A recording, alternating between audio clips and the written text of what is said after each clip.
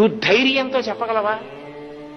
ఏమంటే తిరుపతి వెళ్తున్నారట అంటే అవును, నేను వేసే 11 రూపాయలు వెంకటేశ్వరుడు తీసుకుంటాడు, అందుకనే పిలిచాడు, అందుకే వెడుతున్నాడు అని సంతోషంగా 11 రూపాయలు కళ్ళకద్దుకున్న హుండీలో వేసి స్వామి తీసుకున్నాడు నా డబ్బు అని అనగలవా? అలా అనగలగాలి అంటే అలా బ్రతికి వెళ్ళగలవా? నేనంట అయ్యప్ప గుడికెళ్లే వాళ్ళందరూ ఇరుముడి కట్టుకుంటే వెంకటాచల క్షేత్రం వెళ్లే వాళ్ళందరూ ధార్మికమైన ఇరుముడి కట్టుకుని ఎక్కడం మొదలైతే గుర్తేమిటో తెలుసా? అతి లఘు మహాలఘు అదృశ్యమైపోతాయి. అందరూ మొదటి గడప దగ్గరికి వెళ్ళిపోతారు. ఎవరు ఎవరిని తొయ్యరు. ఆయన తొయ్యినిస్తాడా? తన బిడ్డడొస్తే తొయ్యడమే.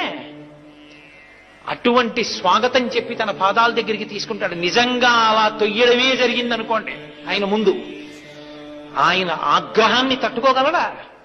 సాధ్యమే.